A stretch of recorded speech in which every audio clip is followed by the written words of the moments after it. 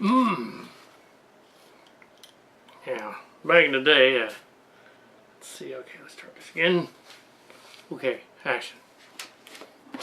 Greetings, this is Clint Cowpoke. Clint Cowpoke. The first episode of 2014 of the Cal Cat Show. We're going to explore one of the controversies of last season, the end of last season, last December, concerning the character Phil Roberts of the Duck Dynasty show. That show about rednecks what have duck equipment. Apparently he went on the GQ magazine and started ranting, and he was quoting from the book of Romans. This here's a Bible. Let's find out what he was quoting from. Now, so take this off to read this.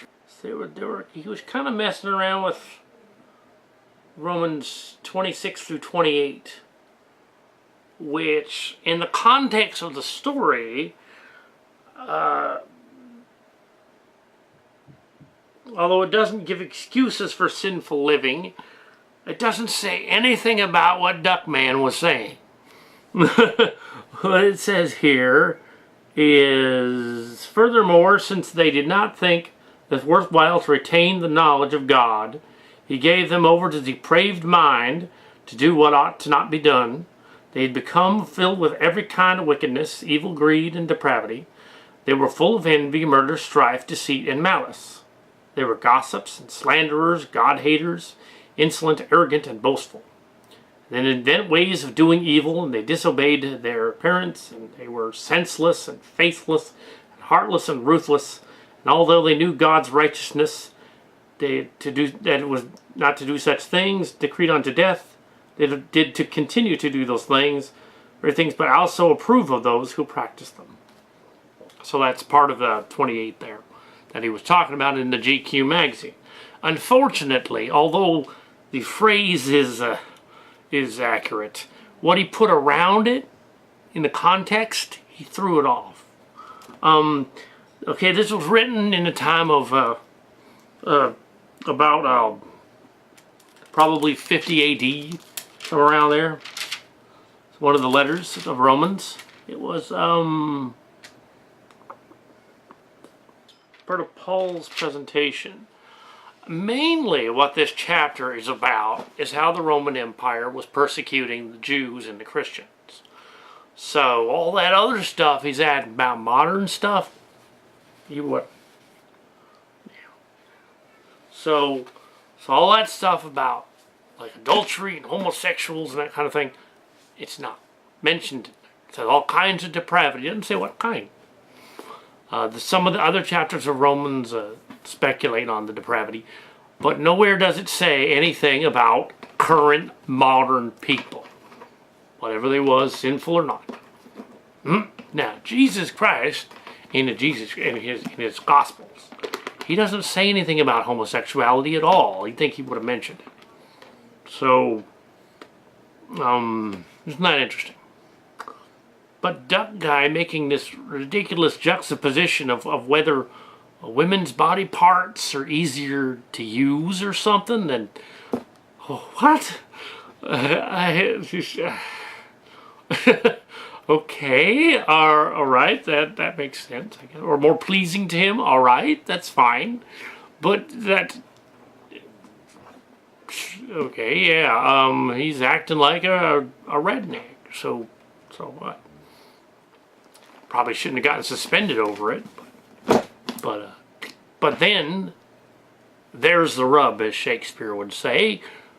They made all this brouhaha about it, had Duckman show up on Fox and Sarah Palin and a bunch of other people and some other governors, and they had lots of bloggers talking about it. Finally, apparently, A&E relented and said, we're going to keep him on. And I think the whole darn thing, publicity stunt from the start. And the show wasn't doing as well in the ratings as it should, so they decided, you know what? We're going to drum up controversy by having him appear on GQ magazine, not a duck hunting magazine. GQ magazine, which is Gentleman's Quarterly. And then we're going to have this controversy like, and funny. Well, it's like, no, this is not a controversy. It's a made-up controversy. It's like a reality TV show is not real. Therefore, whatever he said is circumspect. He's a reality TV star. He was never going to get canned. Never going to get suspended. It might as well not happen for whatever he said. So there you go. And he didn't. And he turned around and said, oh no, we're not going to suspend him or give him a speech and all that. Oh, there were some people haranguing on about the freedom of speech. And the freedom of speech, as the First Amendment, says that Congress shall not make any law that affects freedom of speech or presentation or religion or whatnot. Congress, the government, like a Bionic Dancer said. That's true. And a couple other bloggers said that. And it's like, the freedom of speech is related to the government. The government cannot censor speech. That's what it's about. Written or spoken speech, libel or slander. So is what the Duck Dynasty guy technically said slanderous? Well, technically it's libelous because he wrote it. He didn't say it. And I would say it is libelous because he's making the assertion that a certain group of individuals is inferior to him as a result of his righteousness. Interestingly enough, in the second part of that chapter in Romans, it says something to the effect of that they can make all manner of decrees of righteousness and stuff like that in there. But it goes on to say that if they do that without God's consent, that's as bad as doing the sinful things they was doing. So, it says thou shalt not slander it. So technically, he's disobeying his own rules. If you just read the rest of the chapter. That's the problem with taking a little bit out of context and from the Bible and using it to make your own agenda. That's even what it warns about in chapter 2 of Romans. It says don't do that. Because Paul was one of the guys that was persecuting church, and then he turned around and said, I'm not going to do that anymore, because he had a vision on the road, to Damascus. So, yeah. So, that guy is supposedly hyper-religious and stuff, but yet he said something that doesn't gel with what's a little bit later. Because he wanted his own agenda, and it talks about that. It says, those who search for righteousness, but don't fear God in their heart, they're not going to inherit the kingdom of heaven. Well, isn't that interesting? So, and it's a reality TV show, so you can take it or leave it. It was all ratings, turned out. Turned out I was right. Turned out, not often, we were right at KTS, but that one we was right about. Turned out it was a publicity stunt by A&E. They put the stuff in the article, told him to say it, turned around and said, oh look, how sad for them. We want to make amends. Oh yeah, we're going to suspend him. Ooh. And then hire him back immediately afterward, almost, like a week later. Because of all the controversy. It's a reality TV. They meant to do that. Maybe he's going to have a spin-off about him preaching. Oh boy. Can't going to have fun with that then. This is in Romans. So, yeah, there you go. There's your Romans kick. I think what he screwed up is he added all that extra stuff, and he said all that stuff about, which sounded really, really dumb, about different body parts not fitting and stuff. It's like, what? What are you talking about? I think it's ironic that when you look at the anatomy of a duck, the duck's penis is actually quite enormous, as well as the passageway of the female duck, which he should know all about because he's a duck hunter guy. Yeah. So is that technically freedom of speech? I can suggest that he pilfered a duck. Probably not very nice thing to say, but he probably didn't really do that. But now he knows what it's like to say that about other people he don't know nothing about. But as one blogger suggested, one of the American atheists, one of the atheist guys said, what he suggested is maybe he's overcompensating. Because secretly, he knows all about getting it in the butt. That'd be kind of funny. Of course, that would technically be, stooping to his level.